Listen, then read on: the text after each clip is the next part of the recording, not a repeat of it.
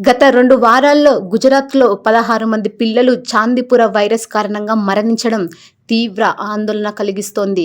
ఈ వైరస్ శాండ్‌ఫ్లై అనే చిన్న కీటకం ద్వారా వ్యాపిస్తుంది.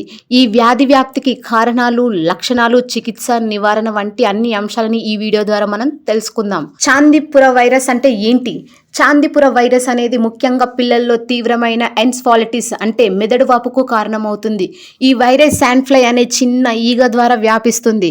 ఈ ఈగలు సాధారణంగా మట్టి లేదా పేడతో పూత పూసిన గోడల పగుళ్లలో తేమతో కూడిన చీకటి ప్రదేశాల్లో నివసిస్తాయి. ఇవి మన కంటితో చూడగలిగే సాధారణ ఈగల కంటే చాలా చిన్నవి. జూన్ చివరి నుండి అక్టోబర్ వరకు చాందీపుర కేసులు ఎక్కువగా నమోదవుతాయి. ఈ వ్యాప్తికి గల కారణాలు అపరిశుభ్రమైన పరిసరాలను మనం చెప్పుకోవచ్చు. మట్టి ఇళ్ళు, పేడతో పూసిన గోడలు, గోడల పగుళ్ళు, తేమ ఉన్న ప్రదేశాలు, సూర్యకాంతి సరిగ్గా లేని గదులు, చెత్త చెదారం పేరుకుపోవడం వంటివి ఈగలు పెరగడానికి అనుకూలమైన వాతావరణాన్ని కల్పిస్తాయి.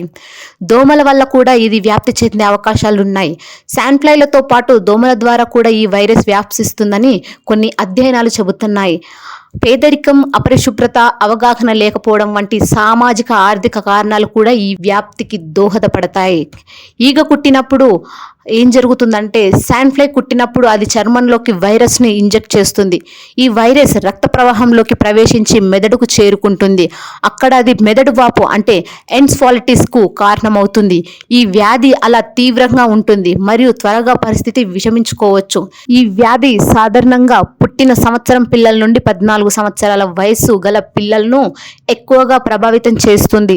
ఎందుకంటే వారి రోగనిరోధక శక్తి పెద్దలలో పోలిస్తే చాలా తక్కువగా ఉంటుంది. అయితే అరుదైన సందర్భాల్లో పెద్దలకు కూడా ఈ వ్యాధి సోకవచ్చు. ఈ వ్యాధి యొక్క లక్షణాలు అకస్మాత్తుగా వచ్చే అధిక జ్వరం, తీవ్రమైన తలనొప్పి, వాంతులు, మూర్ఛలు, మెడ దృఢత్వం, స్పృహ కోల్పోవడం వంటివి ఈ వ్యాధి యొక్క లక్షణాలు. ఈ వ్యాధికి చికిత్స చాందీపుర వైరస్కి నిర్దిష్ట చికిత్స లేదు. వ్యాధి లక్షణాలను బట్టి చికిత్స అందిస్తారు. సాధారణంగా జ్వరం తగ్గించడానికి, మూర్ఛలను నివారించడానికి మరియు శరీరంలో నీటి స్థాయిలను నిర్వహించడానికి మందులు ఇస్తారు. తీవ్రమైన సందర్భాల్లో వెంటిలేటర్ సహాయంతో శ్వాసను నిర్వహించాల్సి రావచ్చు. ఈ వ్యాధి యొక్క నివారణ మార్గాలు ముఖ్యమైనది పరిశుభ్రత. ఇంటి పరిసరాలను పరిశుభ్రంగా ఉంచడం, చెత్తను సక్రమంగా నిర్వహించడం, నీరు నిల్వ ఉండకుండా చూసుకోవడం చాలా ముఖ్యం.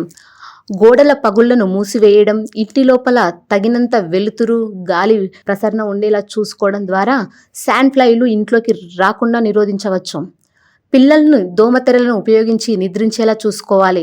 శాండ్‌ఫ్లైలు మరియు దోమలను దూరంగా ఉంచడానికి కీటక వికర్షకాలను ఉపయోగించడం మంచిది.